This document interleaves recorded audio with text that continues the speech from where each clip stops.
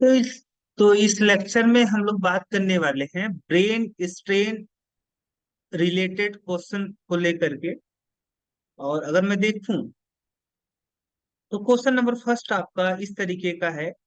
यहाँ पे बोला जा रहा है, name the functional group present in the following compound. इस इन सारे कंपाउंड में जो आपका फंक्शनल ग्रुप प्रेजेंट है, इस फंक्शनल ग्रुप को मुझे आइडेंटिफाई करना है। तो अगर मैं देखूंगा तो यहाँ पे इस कंपाउंड में आपका OH as a functional group present है। दैट इज एक कंपाउंड क्या होगा आपका, एल्कोहल, है ना, एल्कोहल होगा। फंक्शनल ग्रुप कौन सा प्रेजेंट था, तो OH। यहाँ पे कौन सा फंक्शनल ग्रुप है, COOH। यानी ये जो कंपाउंड है दैट इज कार्बोक्सिलिक एसिड। तो कि ऐसा कंपाउंड जिसमें आपका फंक्शनल ग्रुप COOH प्रेजेंट होता है, ऐसे कंपाउंड को हम बोलते हैं कार्बोक्सिलिक एसिड। कार्बोक्सिलिक एसिड बोलते हैं। इस कंपाउंड में जो हमारा फंक्शनल ग्रुप प्रेजेंट है दैट इज एल्डिहाइड। कौन सा फंक्शनल ग्रुप प्रेजेंट होता है, एल्डिहाइड। और यहाँ पे जो फंक्शनल ग्रुप प्रेजेंट है वो कौन सा है आपका, कीटोन। क्या है, कीटोन। एल्डिहाइड का फंक्शनल ग्रुप CHO और कीटोन का functional group C double bond oxygen. और बाकी की दो वैलेंसी जो कार्बन की होगी, दो अदर एल्किल ग्रुप से अटैच होगी। ये जो फंक्शनल ग्रुप होता है इसको हम बोलते हैं कीटोनिक फंक्शनल ग्रुप। आगे की तरफ मूव करते हैं। अगला है आपका, name some organic compound with oxygen containing functional group that have been derived from the methane। Name some organic compound, कुछ ऑर्गेनिक कंपाउंड के नाम लिखिए, है ना। कुछ ऑर्गेनिक कंपाउंड का नाम लिखिए। Name some organic compound with oxygen containing, जिसमें आपका ऑक्सीजन प्रेजेंट हो, और जो ऑक्सीजन हो वो फंक्शनल ग्रुप में प्रेजेंट हो। किसमें प्रेजेंट हो, फंक्शनल ग्रुप में प्रेजेंट हो।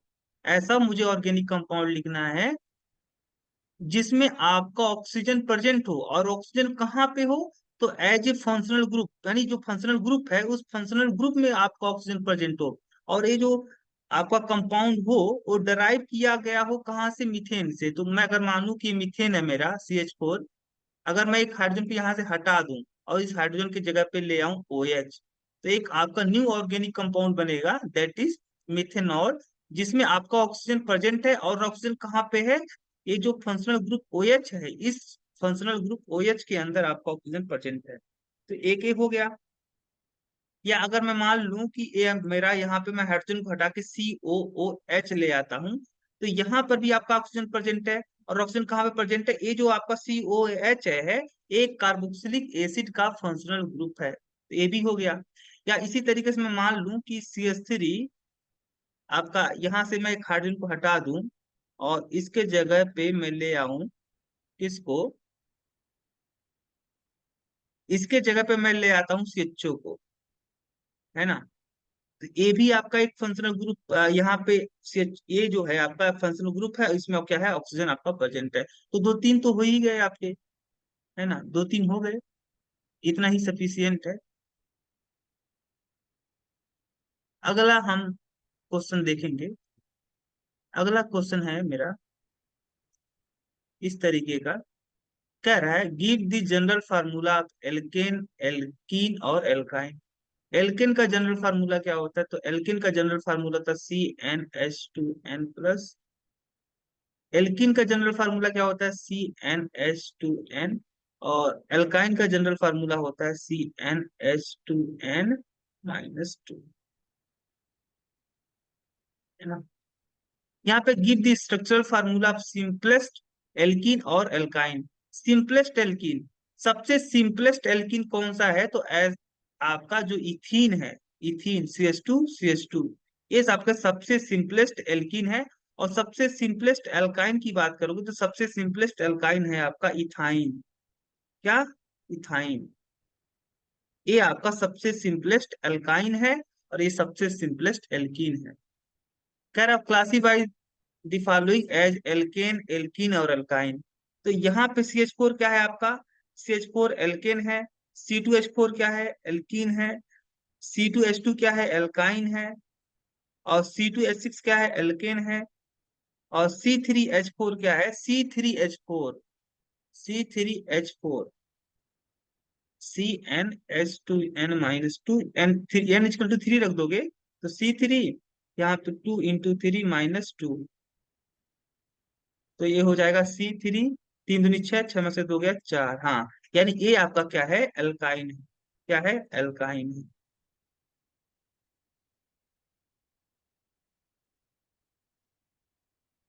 आगे की तरफ मूव करते हैं।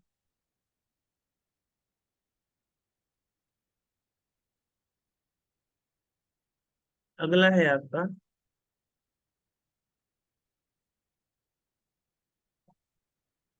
कि write the molecular formula and name of the immediate lower and higher homologous of C3H4। Immediate मतलब तुरंत, तुरंत का मतलब जस्ट बाद वाला। C3H4 पहली नंबर तो आपसे पहचानो कि जो C3H4 है ये किस टाइप का हाइड्रोकार्बन है, तो ये दिस इज एल्काइन। अभी जस्ट इसके पहले ही मैंने यहाँ पे बताया था। एल्काइन का जनरल फार्मूला CnH2n-2, यहाँ पे n = 3 रख दोगे तो ये आपका बन जाएगा C3H4। तो कह रहा है कि इमीडिएट लोअर, इसके जस्ट पहले वाला जो लोअर आपका एल्काइन है उसका फार्मूला मुझे लिखना है। तो इसमें 3 कार्बन एटम है, तो इसके निचला वाला जो कार्बन आपका है जो एल्काइन होगा जिसमें आपका कितने कार्बन एटम होंगे, 2 कार्बन एटम। तो दो वाले कार्बन एटम, 2 कार्बन रखने वाला एल्काइन आपका कौन सा होगा, C3H2। और इसके जस्ट बाद वाला कौन सा है आपका, C4H, क्या बनेगा, C4H, यहाँ पे 4 दूनी 8, 8 में से 2 गया 6, है ना। तो ये जस्ट लोअर आपका है, जस्ट आपका हायर क्या है,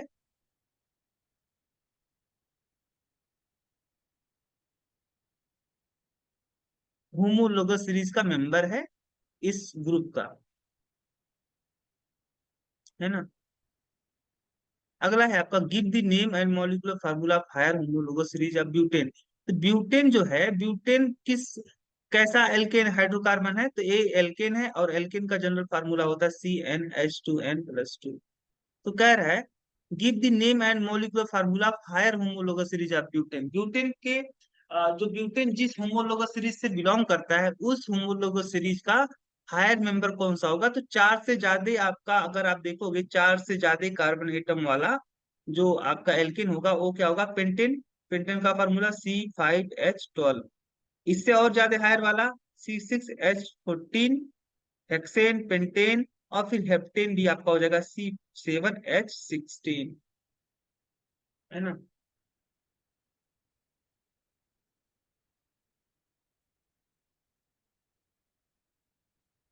आगे की तरफ मूव करते हैं। अगला है आपका the melting point of 3 member A B C of the homologous series of hydrocarbon are इतना इतना इतना respectively, which of the 3 would have the lowest number of carbon atom in its molecule. कह रहा है the melting point of 3 member, कोई 3 member है, 3 member हैं आपके, 3 सदस्य हैं किसी होमोलोगस सीरीज के।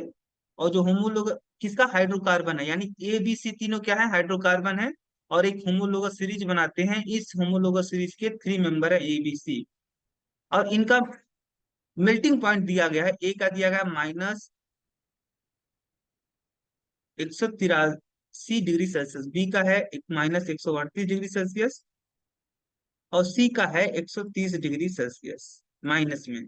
तो इसमें अगर मैं पूछूं सबसे ज्यादा हाईएस्ट मेल्टिंग पॉइंट किसका है, या lowest, lowest lowest melting point है आपका ए का, और हाईएस्ट मेल्टिंग पॉइंट है आपका सी का। यानी देखो, अगर आपका मेल्टिंग पॉइंट हाईएस्ट है, मेल्टिंग पॉइंट बढ़ता है जब मॉलिक्यूलर मास बढ़ता है। क्या बढ़ता है, मॉलिक्यूलर मास बढ़ता है। यानी जिसका मेल्टिंग पॉइंट ज्यादा होगा उसका मॉलिक्यूलर मास ज्यादा होगा। मॉलिक्यूलर मास ज्यादा होने का मतलब आपका, मॉलिक्यूलर मास ज्यादा होने का मतलब नंबर ऑफ कार्बन एटम जो होगा वह ज्यादा होगा। नंबर ऑफ कार्बन एटम क्या होगा आपका, ज्यादा होगा। नंबर ऑफ कार्बन एटम क्या होगा, ज्यादा होगा। तो सबसे ज्यादा नंबर ऑफ कार्बन एटम किसमें प्रेजेंट होंगे, सी में, क्योंकि सी का आपका मेल्टिंग पॉइंट क्या है, हाई है। तो सी वाले में सबसे ज्यादा आपके कार्बन एटम होंगे, और ए वाले में सबसे आपके कम क्या होगा, कार्बन एटम होगा, ए वाला। तो यानी आपका ऑप्शन कौन सा सही होगा, ए होगा। ए वाले में आपके सबसे lowest number of carbon atom present होंगे। A contain the least number of carbon atom in its molecule. अगला, write the molecular formula of the third and fifth member of the homologous series of the carbon compound represented by CnH2n minus 2। CnH2n minus 2, ये जो आपका कह रहा है right the molecular formula third and fifth member of the homologous series. ये जो आपका है जनरल फार्मूला यहाँ पे दिया गया है किसका है, एल्काइन का। और इस एल्काइन का मुझे क्या लिखना है, थर्ड और फोर्थ फिफ्थ मेंबर। तो इसका थर्ड मेंबर कौन सा का, इसका देखो, फर्स्ट मेंबर के लिए अगर इस सीरीज का फर्स्ट मेंबर देखना चाहते हो तो एन इक्वल टू क्या रखना पड़ेगा, 2, क्योंकि एन इक्वल टू 1 रखने पे कोई एल्काइन नहीं बनेगा। इसीलिए जिसका जो फर्स्ट मेंबर होगा वह एन इक्वल टू 2 के करस्पॉन्डिंग होगा, that is ethyne. That is ethyne, है ना। तो फर्स्ट मेंबर प्राप्त करने के लिए एन इक्वल टू 2 रखना पड़ रहा है, तो थर्ड मेंबर रखने के लिए एन इक्वल टू 4 रखना पड़ेगा। यानी फोर्थ जो थर्ड मेंबर जो होगा वह आपका होगा C4H, 4 दूनी 8, 8 में से 2 गया 6। ये आपका थर्ड मेंबर है। और आपका फिफ्थ मेंबर के लिए एन इक्वल टू 6 रखना पड़ेगा। और यहाँ पे बनेगा C5 और 5 दूनी 10, 8, H8, है ना। ये क्या है आपके,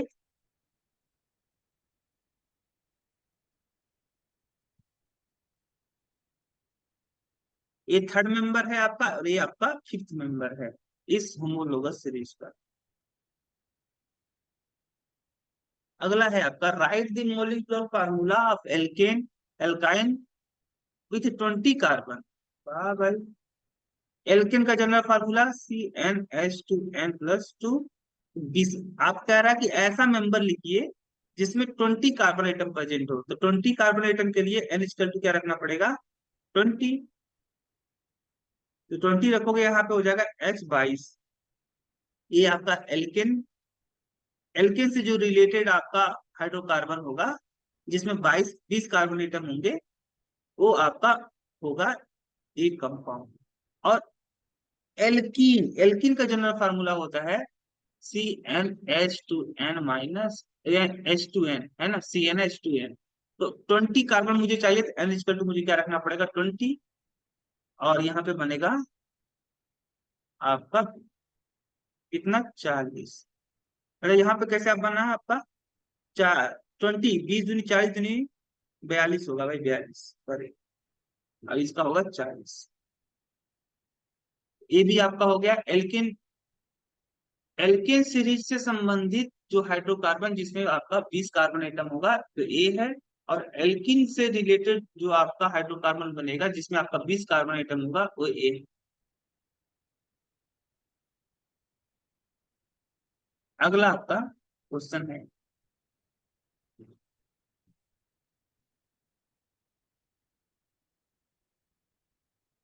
विच of the following reaction represent hydration of ethene. कौन सा आपका रिएक्शन है जो हाइड्रेशन ऑफ इथीन, इथीन का मतलब हो गया आपका CH2CH2।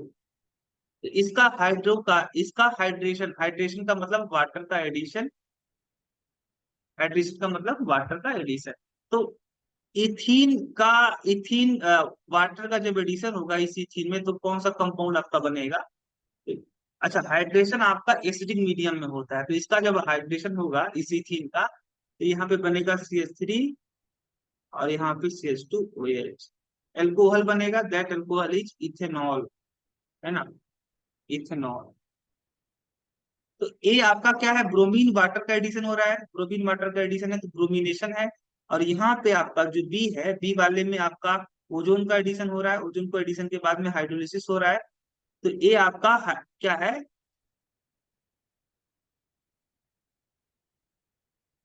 ओजोनेशन। और ये आपका यहाँ पे वाटर ऐड हो रहा है तो इस जो सी है यहाँ पे वाटर ऐड हो रहा है, यही आपका होगा हाइड्रेशन। ये जो केमिकल रिएक्शन है, ये केमिकल रिएक्शन बता रहा है कि आपका इथीन का क्या हो रहा है, हाइड्रेशन हो रहा है। यहाँ पे वाटर का एडिशन हो रहा है तो ये आपका क्या है, addition of molecule water across the double bond in the molecule is called hydration. यही तो मैंने भी पहले बोला था कि वाटर का एडिशन ही क्या कहलाता है, हाइड्रेशन। फिर अगला क्वेश्चन है आपका, which gas evolve during the process of fermentation. Fermentation के दौरान आपका कार्बन डाइऑक्साइड गैस रिलीज होती है। Why is a mixture of water and alcohol used instead of water in the radiator of the vehicle in the coolant cold countries? 5. Give 2 reason। कह रहा है coolant के तौर पे, यानी कूले आपको यहाँ पे बोला है, why is a mixer of alcohol and water. Water और एल्कोहल का मिक्सर हम लोग क्यों यूज करते हैं as a in radiator of vehicles. जो व्हीकल्स का रेडिएटर होता है उसको ठंडा करने के लिए हम लोग इस मिक्सर का यूज क्यों करते हैं, है ना। वाटर की जगह पे हम वाटर और अल्कोहल का मिक्सर क्यों यूज करते हैं, क्योंकि अल्कोहल जो होता है, अल्कोहल के ऐड कर देने से क्या होता है, वाटर जो होता है वह जल्दी आपका गर्म नहीं, जल्दी आपका ठंडा नहीं होता है। क्या नहीं होता, जल्दी आपका ठंडा नहीं होता है। यानी वाटर का जो फ्रीजिंग पॉइंट है वो लोअर हो जाता है। क्या हो जाता है, लोअर हो जाता है। यानी अगर आपका वाटर 0 डिग्री सेल्सियस पे जम रहा था, तो अल्कोहल के मिला देने से एल्को जो वाटर होगा वह 0 डिग्री सेल्सियस से नीचे टेम्परेचर पे क्या होगा आपका, जमेगा। तो वाटर ठंड, क्योंकि ठंडे देशों में प्रॉब्लम है कि वहां पर ठंडी होती है, टेम्परेचर बहुत आपका लो होता है, तो वाटर आपका जम ना जाए। वाटर जम जाएगा तो व्हीकल्स का जो रेडिएटर होगा वो ठंडा नहीं हो पाएगा, है ना, ठंडा नहीं हो पाएगा। इसीलिए हम लोग अल्कोहल मिला देते हैं ताकि वो जल्दी जमे ना, ताकि फ्रीजिंग पॉइंट वाटर क्या हो जाएगा, कम हो जाए। और जब फ्रीजिंग पॉइंट कम हो जाएगा तो जल्दी से आपका फ्रिज नहीं होगा वाटर। फिर अगला है आपका, butane is the 4 carbon compound with the functional group. Butanone, butanone, butanone. अच्छा, ब्यूटेनोन जो है इसमें फंक्शनल ग्रुप कौन सा है आपका, ओन। ओन का मतलब हो गया आपका ए, कौन सा ग्रुप यहाँ पे प्रेजेंट है, ओन लास्ट में है। ओन का मतलब हो गया आपका कीटोनिक ग्रुप इस कंपाउंड में प्रेजेंट है। और 4 कार्बन है, ब्यूट से पता चला 4 कार्बन है, तो 4 कार्बन से कोई आपका कीटोन बनाओ, कुछ इस तरीके का आपका बनेगा, है ना। एक जिसका क्या नाम है, ब्यूटेनोन। तो ब्यूटेनोन में कौन सा आपका फंक्शनल ग्रुप है, ketone.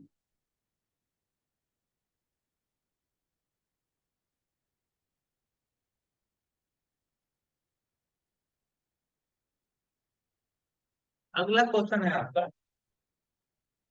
Right the molecular formula of acid and alcohol from which ester whose structural formula is given below has been derived। वाह भाई, आपका कह रहा है कि उस एसिड और उस एल्कोहल का मोलिकुलर फार्मूला लिखिए, जिस जो क्या करता है, क्या बनाता है आपका एस्टर के, ए जो एस्टर है, इस एस्टर के फॉर्मेशन में जो आपका एसिड इन्वॉल्व हुआ है, जो आपका एल्कोहल इन्वॉल्व हुआ है, उसका मोलिकुलर फार्मूला लिखिए। तो यहाँ पे आप देख सकते हो कि ए जो आपका पार्ट आया है, ए पार्ट आया है कहाँ से, एसिड से, और ए पार्ट कहाँ से आया है, एल्कोहल से।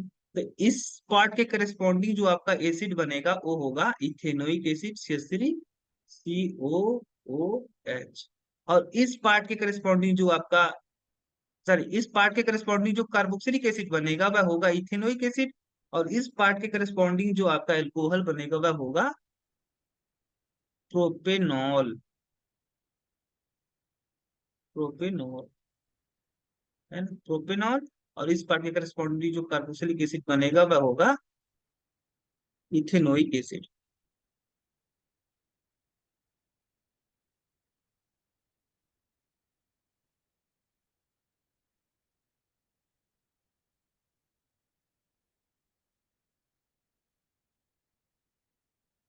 आपका और है आगे question, a neutral organic compound A of the molecular formula C2H6O on oxidation with potassium dichromate and sulfuric acid give an acidic compound B। The compound A react with B on warming in the presence of concentrated sulfuric acid to give a sweet smelling substance C. Identify ABC। वाह भाई। चलो, एक कोई आपका organic compound है ए, और ए का molecular formula दिया है C2H6O, और ये कह रहा है न्यूट्रल है, यानी ना तो ये एसिडिक है और ना ही बेसिक है। इस मॉलिक्यूलर फार्मूले से जो रिलेटेड आपका न्यूट्रल कंपाउंड बनेगा वह होगा इथेनॉल। आप मॉलिक्यूलर फार्मूला मैच करवा लीजिए, 2 कार्बन, 6 हाइड्रोजन है यहाँ पे और 1 ऑक्सीजन है ना। ए न्यूट्रल भी होता है, ना तो एसिडिक होता है ना तो बेसिक होता है। और इसका अगर हम ऑक्सीडेशन करवा दें किसके साथ में, पोटेशियम डाइक्रोमेट के साथ में, तो क्या होगा, ये आपका ऑक्सीडाइज हो जाएगा into ethanoic acid CH3CSO COH, ethanoic acid में। यानी ए आपका है इथेनॉल, ए क्या है आपका कंपाउंड, जो बी की बात कर रहा है कंपाउंड बी क्या है आपका इथेनोइक एसिड। और कंपाउंड ए जो है रिएक्ट करता है बी के साथ में, जब कंपाउंड ए एंड बी, ए का मतलब हो गया आपका ए हो गया, और बी क्या हो गया आपका, आपका ए हो गया, ए क्या हो गया, बी हो गया। ए और बी को जब हम लोग हीट करते हैं किसके प्रेजेंस में भाई, कंसंट्रेट सल्फ्यूरिक एसिड के प्रेजेंस में हीट करते हैं, तो यहाँ का आपका हाइड्रोजन और इसका OH, यहाँ पे वाटर आपका मॉलिक्यूल क्या हो जाता है, इलिमिनेट हो जाता है, और यहाँ पे बनता है एक एस्टर, जिसका स्मेल कैसा होता है, स्वीट स्मेलिंग। ये आपका क्या बनेगा, एस्टर, जिसका स्मेल क्या होता है, स्वीट स्मेलिंग, फ्रूटी जैसा स्मेल होता है, स्वीट स्मेलिंग होता है। तो सी क्या था आपका, ये एस्टर था। कौन सा एस्टर है भाई, ये एथिल एथेनोएट है। ए क्या था, इथेनॉल, और बी क्या था आपका ethanoic acid.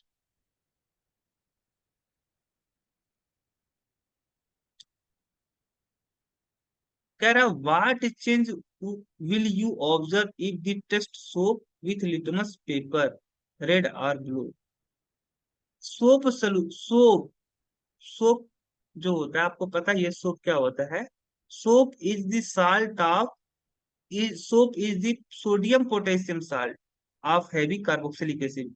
Heavy carboxylic acid को अगर मैं जनरली ऐसे रिप्रेजेंट करूं CrCOH, इसका सोडियम पोटेशियम मैं साल्ट लूं, सोडियम पोटेशियम साल्ट का मतलब RCONA, है ना। इसका जो एक्वस सोल्यूशन है, इसका एक्वस सोल्यूशन किस नेचर का होगा, तो इसका एक्वस जो सोल्यूशन होगा वह बेसिक नेचर का होगा, बेसिक नेचर का, है ना, क्योंकि ये जो सोप है यह आपका स्ट्रॉन्ग बेस और वीक एसिड से मिलकर बना हुआ है। तो ये जो इसका सोप का सोल्यूशन होगा यह आपका रेड लिटमस पेपर को किस में चेंज कर देगा, ब्लू में। रेड को किस में चेंज कर देगा, ब्लू में।